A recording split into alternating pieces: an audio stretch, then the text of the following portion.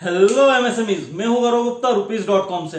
Last video में हमने समझा था कि एक बैंकर जो आपका लोन अप्रूव करता है वो आपके सिविल को किस तरह से एनालाइज करता है, उसे क्या पसंद है क्या पसंद नहीं है। हमने यह भी डिस्कशन किया था कि किस तरह से रैंडम लोन इंक्वायरीज आपके पूरे सिविल को स्पॉइल कर सकती है, आपके सिविल स्कोर को सब्सटेंशियली गिरा सकती है। उसी वीडियो के कंटिन्यूशन में आज हम बात करेंगे क्रेडिट स्कोर के अकाउंट्स मॉड्यूल की। यह सबसे इंपॉर्टेंट सेक्शन होता है और सबसे डिटेल्ड होता है, जिसमें आपके सारे लोन की सारी इंफॉर्मेशन होती है, वो भी one by one.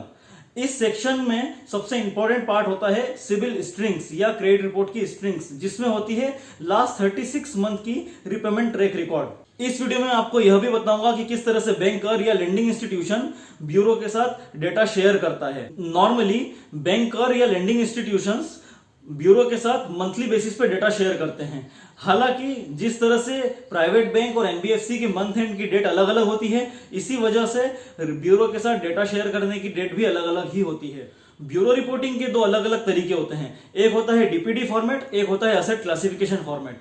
Normally private bank, NBFC या कुछ PSU like SBI DPD format में रिपोर्टिंग करते हैं, जबकि rest of the PSU bank asset classification format में रिपोर्टिंग करते हैं।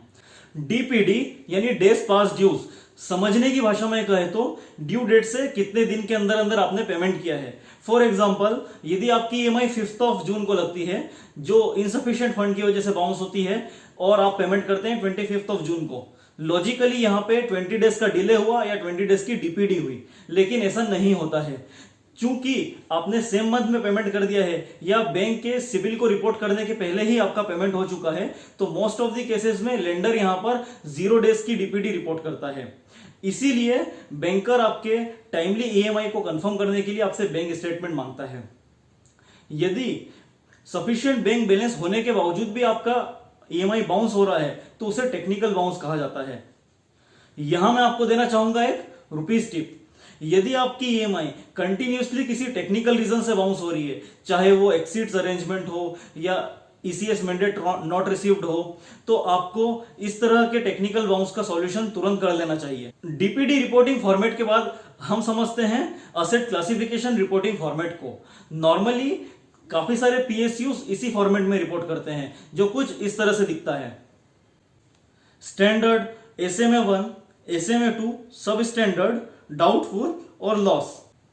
ड्यू डेट के 30 डेज के अंदर अंदर पेमेंट करने पर स्टैंडर्ड एसेट क्लासिफिकेशन रिपोर्ट होता है। डिले यदि 31 से लेके 60 डेज तक का है तो एसएमए 1 रिपोर्ट होता है, वहीं 61 से लेके 90 डेज के डिले पर एसएमए 2 रिपोर्टिंग होती है। एसएमए यानी स्पेशल मेंशन अकाउंट, और एसएमए 2 को पोटेंशियल एनपीए भी कहा जाता है। यदि डिले 90 डेज को भी क्रॉस कर देता है तो अकाउंट सब स्टैंडर्ड रिपोर्ट होता है, यानी एनपीए। यदि अकाउंट 12 महीने या उससे ज्यादा सब स्टैंडर्ड कैटेगरी में है तो फिर बैंक रिपोर्ट करता है डाउटफुल असेट। डाउटफुल के बाद रिपोर्टिंग होती है लॉस की, यानी बैंक मान लेता है कि अब रिकवरी मुश्किल है, इसलिए वो लॉस बुक कर लेता है।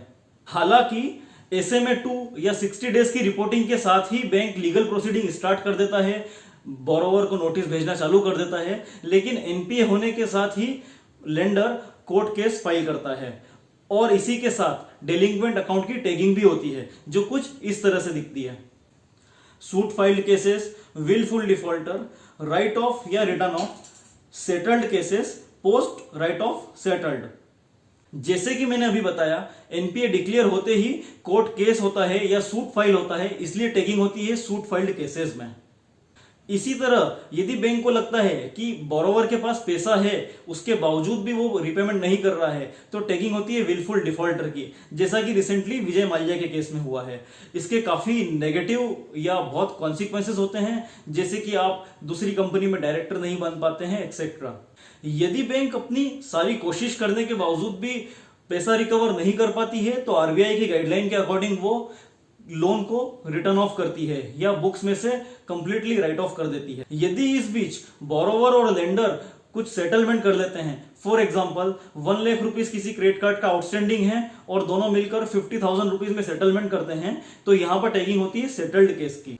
यहां मैं आपको देना चाहूंगा एक रुपीस टिप।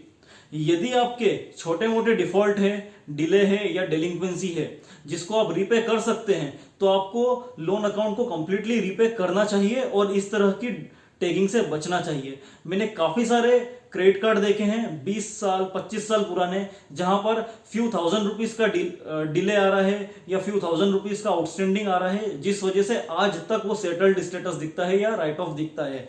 लेकिन इस तरह की टैगिंग के कारण जब आप नेक्स्ट टाइम लोन लेने जाते हैं तो बैंक हर बार आपसे क्लेरिफिकेशन पूछता है कि एग्जैक्टली क्या हुआ था एक्सेट्रा। लेकिन यदि आपको लगता है कि ये बैंक की रॉन्ग रिपोर्टिंग के कारण हुआ है या ये गलत है, ये आपका अकाउंट ही नहीं है या इसमें कुछ प्रॉब्लम है, तो आप बैंक के साथ, सिविल के साथ एक कंसर्न रेज कर सकते हैं जो टाइमली रिजॉल्व कर देते हैं।